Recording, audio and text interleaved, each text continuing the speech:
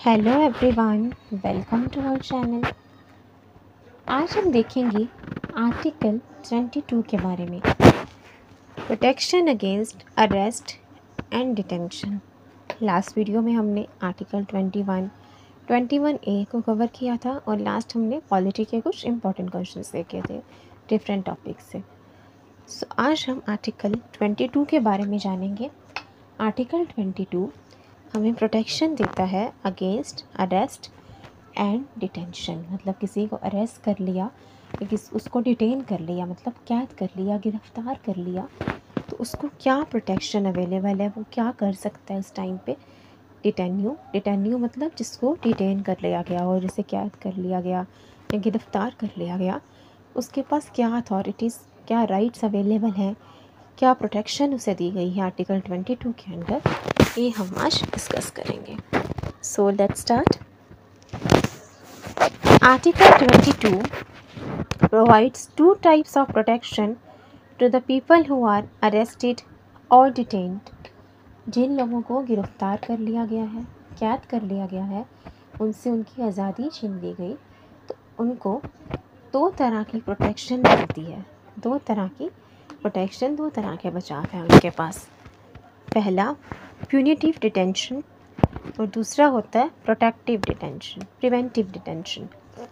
Punitive detention होता है refers to punishing a person after he has committed a crime following trial in court।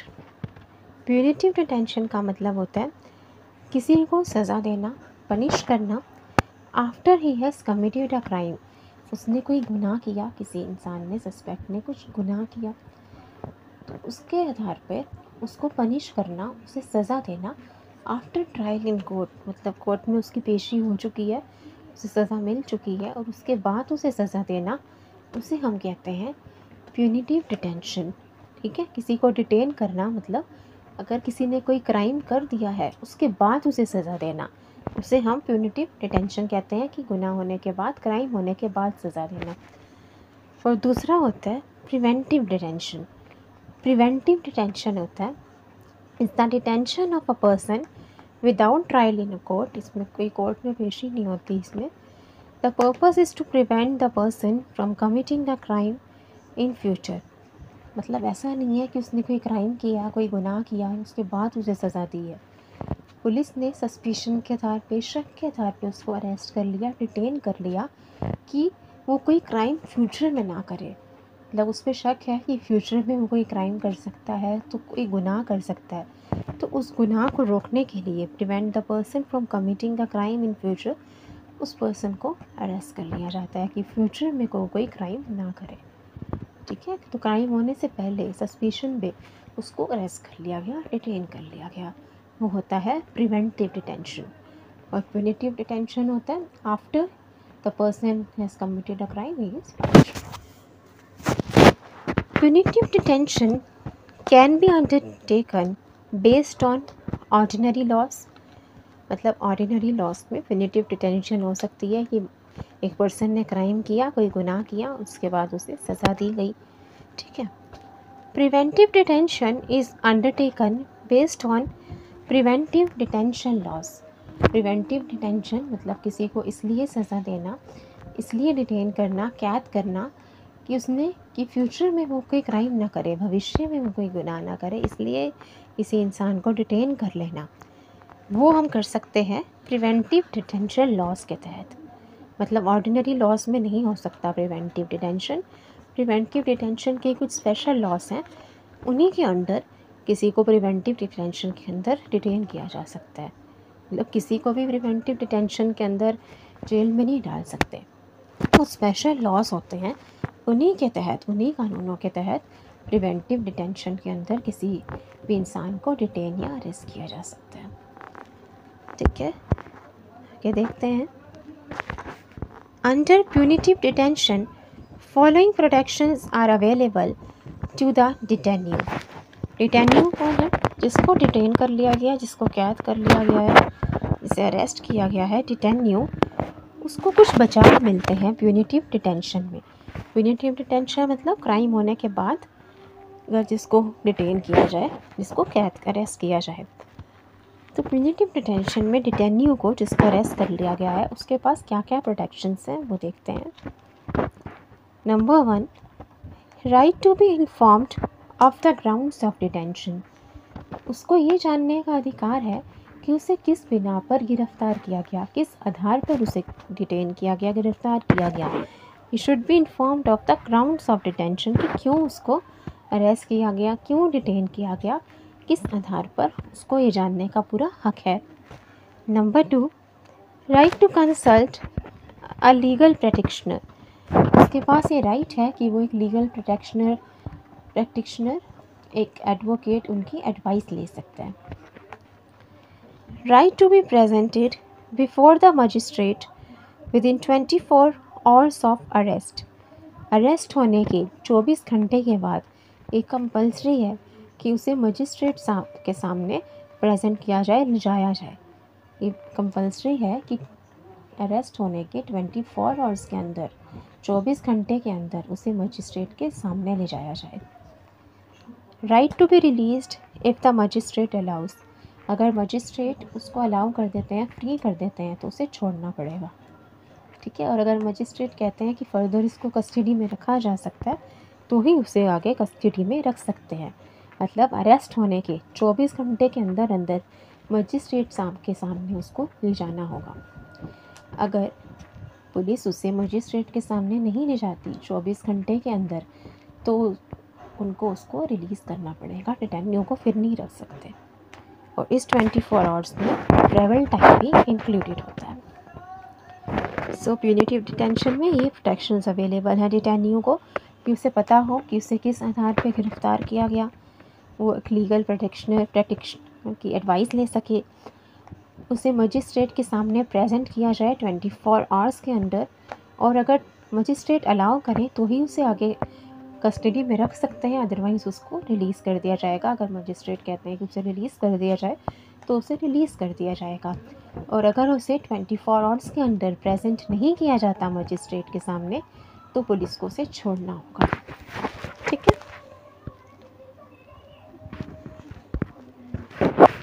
It applies only to the acts of criminal और quasi criminal nature. ये जो अभी हमने punitive detention के बारे में पढ़ा, ये सिर्फ क्रिमिनल नेचर के एक्ट्स के लिए ही अवेलेबल है। मतलब सिविल नेचर के एक्ट्स में ये प्यूनिटिव डिटेंशन की जो प्रोटेक्शन है, जो प्रोविजंस हैं, वो लागू नहीं होते, सिर्फ criminal nature. Under preventive detention following protections are available to the detenu. अब देखते हैं प्रिवेंटिव डिटेंशन। प्रिवेंटिव डिटेंशन का मतलब पता है ना, कि कोई क्राइम ना हो, क्राइम होने से रोकना, तो शक के आधार पे किसी को गिरफ्तार कर लेना, अरेस्ट कर लेना, डिटेन कर लेना, कि फ्यूचर में वो कोई गुनाह ना करे, उसको हम प्रिवेंटिव डिटेंशन कहते हैं। प्रिवेंटिव डिटेंशन स्पेशल लॉस के अंदर ही की जा सकती है, जबकि प्यूनिटिव डिटेंशन ऑर्डिनरी लॉस में भी होती है। अब हम देखते हैं कि क्या प्रोटेक्शंस अवेलेबल है preventive detention. Number 1, the maximum period of the preventive detention can not exceed 3 months।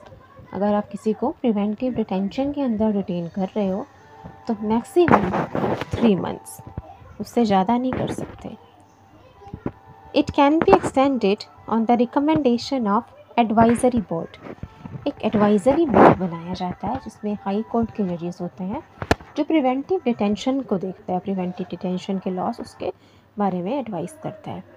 तो अगर एडवाइजरी बोर्ड ये रिकमेंड कर देती है या अलाउ कर देती है कि उसकी जो कस्टडी है उसे एक्सटेंड किया जाए 3 महीने से ऊपर, तो कर सकते हैं। Otherwise maximum period of detention under preventive detention is of 3 months। अगर एडवाइजरी बोर्ड ऐसा रिकमेंडेशन देता है कि उसको एक्सटेंड किया जा सके, तो कर सकते हैं।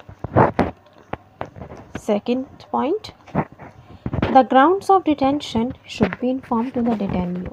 यहाँ पर भी ग्राउंड्स ऑफ डिटेंशन जानने का हक है डिटेन्यू को, किसी किस आधार पर गिरफ्तार किया गया, उसका क्या गुनाह है, ये उसे बताना चाहिए।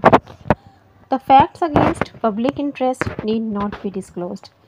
अब उसे ये तो पता होगा, बताएंगे कि उसको किस बिना पर गिरफ्तार किया गया।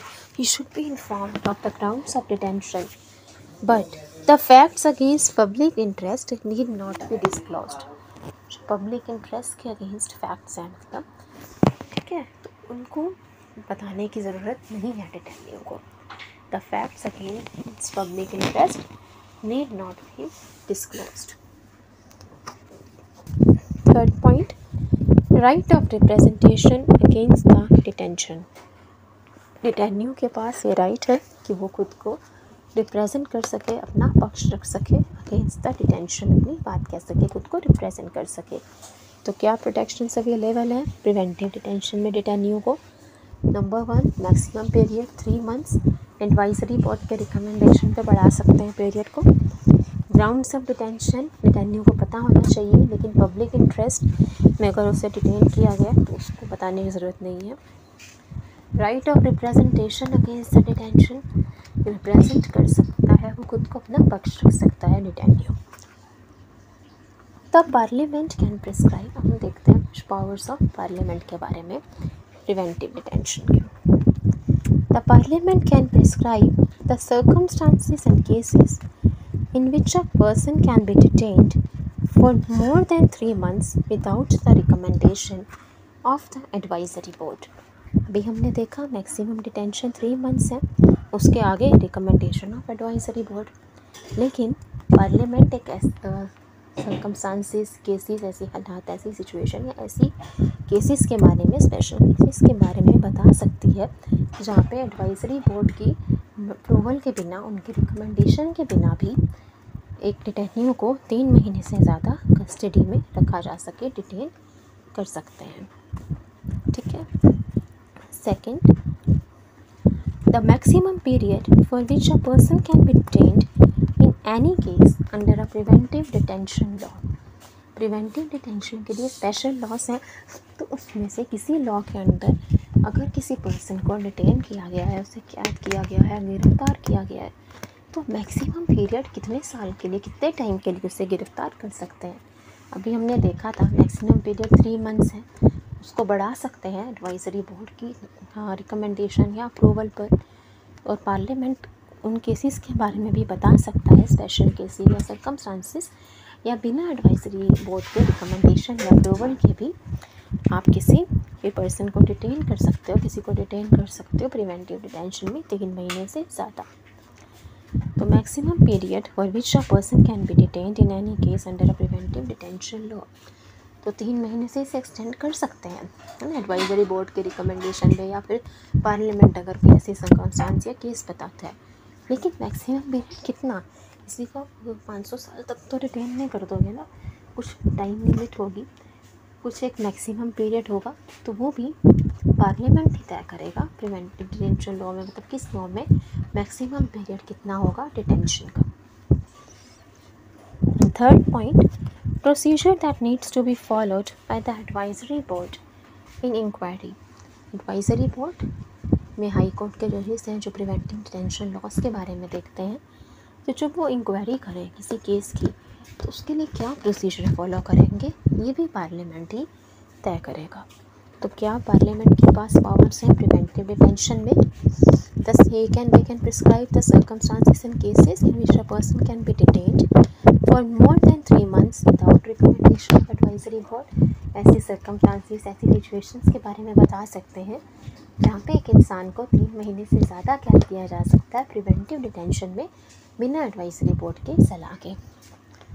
The maximum period for which a person can be detained in any case under a preventive detention law। Preventive detention law के किसी भी केस में मैक्सिमम पीरियड, ज़्यादा से ज़्यादा कितने टाइम के लिए पर्सन को अरेस्ट कर सकते हो। और third point, procedures that needs to be followed by the advisory board in inquiry. Advisory board जब अपनी जांच करे, इंक्वायरी करे, तो क्या प्रोसीजर फॉलो करे, ये भी। Parliament can make a law for preventive detention in respect of, parliament preventive detention के लिए लॉ बना सकता है in respect of defence, foreign affair, security of India, defence के बारे में, सुरक्षा के लिए, फॉरेन अफेयर्स या security of India.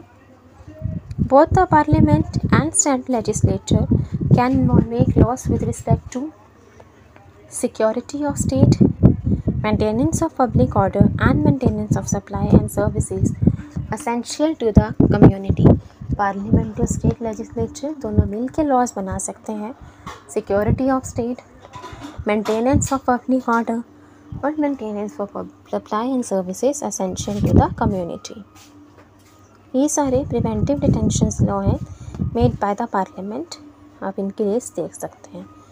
The preventive detention laws made by the parliament are preventive detention act 1950, maintenance of internal security act, conservation of foreign exchange, national security act, prevention of black marketing, maintenance of supply of essential commodities, terrorist and destructive activities act टाटा। ये सारे preventive detention clause की list है। ठीक है, so आज हमने देखा protection against arrest and detention. जो दो तरह के डिटेंशन होती है, प्रिवेंटिव एंड प्यूनिटिव।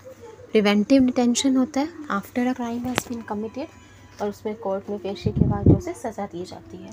और प्रिवेंटिव डिटेंशन किसी इंसान के क्राइम करने से पहले ही उसे अरेस्ट कर लिया, डिटेन कर लिया कि वो फ्यूचर में कोई क्राइम ना करे, सस्पिशन के आधार पर, शक के आधार पर। प्रिवेंटिव डिटेंशन स्पेशल लॉज में ही किया जाता है, जबकि प्यूनिटिव डिटेंशन ऑर्डिनरी लॉज में होता है। फिर हमने देखा कि क्या प्रोटेक्शंस अवेलेबल है under preventive detention and punitive detention to the detenu. ठीक है, प्रिवेंटिव डिटेंशन में ये कंपल्सरी नहीं होता कि डिटेन्यू को मजिस्ट्रेट के सामने प्रेजेंट किया जाए 24 आवर्स के अंदर, जो प्यूनिटिव डिटेंशन में अवेलेबल है प्रोटेक्शन डिटेन्यू को। So I hope you like it, understood. Video थोड़ी सी लंबी है, टॉपिक थोड़ा वास्ट है, और इसे हम ध्यान से समझेंगे तो समझ आ जाएगा। ये बहुत ही इंटरेस्टिंग और बहुत इम्पॉर्टेंट टॉपिक है। So hope you like it. Thank you, thanks for watching. Please like, share and subscribe. Thank you.